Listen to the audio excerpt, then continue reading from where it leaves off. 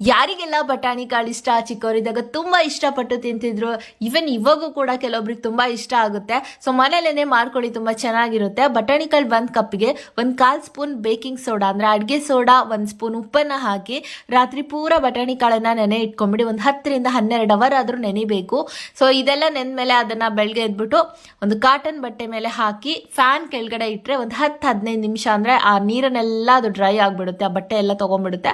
ನಂತರ ಒಂದು ತಟ್ಟೆಗೆ ಇದನ್ನ ಶಿಫ್ಟ್ ಮಾಡ್ಕೊಳ್ಳಿ. ಸ್ಟ್ರೈನರ್ ತಗೊಳ್ಳಿ, ಟೀ ಸೋಸ್ಲಿಕ್ಕೆ ಸ್ಟ್ರೈನರ್ ಇರುತ್ತಲ್ಲ, ಇದ್ರ ಸಹಾಯದಿಂದ ಇದನ್ನ ಅದ್ದೋದು ತೆಗೆಯೋದು, ಆ ನೊರೆ ಎಲ್ಲ ಹೋಗ್ಬೇಕು. ಆವಾಗ ಅದಾಗಿದೆ ಅಂತ ಒಂದು 10 ನಿಮಿಷ ಟೈಮ್ ಹಿಡಿಯುತ್ತೆ.